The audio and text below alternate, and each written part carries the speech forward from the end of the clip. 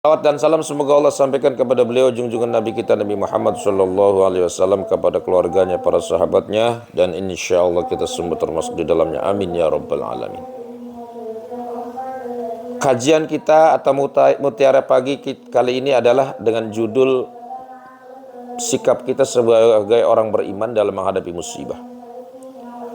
Orang beriman adalah orang yang disayang oleh Allah, orang yang dipilih oleh Allah. Maka ketika melakukan kesalahan sedikit saja ditegur oleh Allah, jangan sampai terlena gitu loh ya. Jadi sebenarnya Allah tuh sayang kepada kita, itu kepada umatnya sayang. Kenapa ada musibah? Itu adalah teguran supaya kembali kepada Allah, supaya ingat gunung itu punya siapa, hutan itu punya siapa, laut itu punya siapa, itu punya Allah. Kenapa mereka pada serakah mengambilnya, serakah membabatnya, sementara tidak pernah bersyukur kepada Allah, sementara tidak pernah sedekah kepada fakir miskin, tidak pernah sedekah kepada pesantren, sehingga timbul bencana. Apa penyebabnya? Ada dua penyebabnya. Di dalam Al-Quran disebutkan zaharal fasadu fil barri wal bakhri bima kasabat aydin nas. Telah terjadi kerusakan di muka bumi, baik di daratan atau di lautan. Bima kasabat aydin nas, karena sebab ulah tangan-tangan manusia. Nah ini, jadi sebenarnya adanya bencana musibah itu ya, kita jangan menyalahkan Allah dulu. Kadang ulah manusia yang tidak punya hati nurani, yang serakah, hanya berpikirnya duit itu ya, duit, nggak pernah mikiri akibat. Hutan digunduli dengan alasan reklamasi lah, dengan alasan ini dan itu,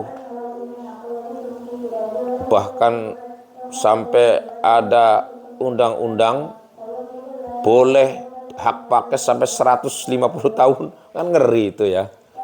Alhamdulillah sekarang sudah dirubah ya sampai 60 tahun. Jadi kadang orang tuh pinter tapi pinter nipu gitu.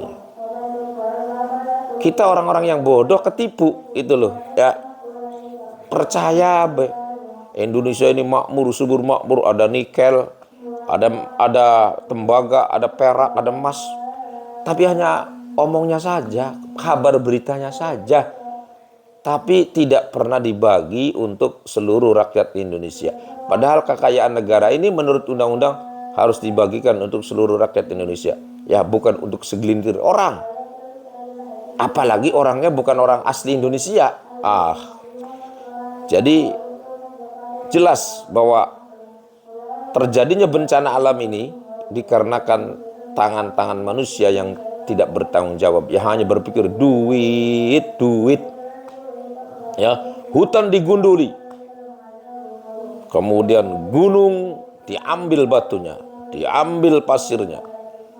Begitu juga sumber daya alam diambil emasnya, peraknya, sehingga bumi ini rapuh ya, tidak ada penyangganya gitu. Akar sudah ada akarnya karena pohonnya sudah ditebang. Ya, nggak percaya? Tuh ketika banjir, apa yang terjadi? Yang muncul adanya kayu-kayu batangan itu. Ya, itu dilihat di TV, di TikTok, itu kayu batangan banyak banget itu. Apalagi dilihat yang nyata secara mata gitu loh. Ya, maka orang-orang yang bertanggung jawab, orang-orang yang merasakan bahwa itu ulahnya, harusnya bertobat, harusnya kembali kepada jalan yang benar gitu ya. Keluarkanlah sekarang uang nih, lagi butuh, masyarakat lagi butuh. Mereka yang pernah membajak, mereka yang pernah menggunduli hutan, ayo keluarkan uangnya, kita bantu mereka itu ya. Jangan sampai mereka itu nggak makan, jangan sampai mereka itu nggak punya tempat tinggal, kita bantu itu ya. Orang-orang Indonesia ini kan banyak yang konglomerat ya, banyak yang uangnya triliunan gitu ya, miliaran. Para menteri, mantan presiden, nggak apa-apa, ayo kita bantu. Karena apa? Karena sudah darurat. Siapapun yang punya uang wajib untuk membantu mereka, ya. Makanya salut dengan gubernur kita, ya, Deddy Mulyadi. Walaupun bukan rakyatnya sendiri, tapi dia terpanggil untuk bagi-bagi, gitu ya, untuk bagi-bagi beras, bagi-bagi kesenangan, karena mereka butuh bantuan kita, ya. Kalau kita sebagai para ustadz, para kiai, ya mendoakan saja, mendukung, mendoakan supaya cepat kembali pulih lagi, gitu ya. Orang-orang yang punya kekayaan, punya uang, ya harusnya ke sana, mereka bantu, gitu loh. Karena apa? Karena kita kan sesama umat Islam, sesama bangsa dan rakyat Indonesia, gitu ya. Maka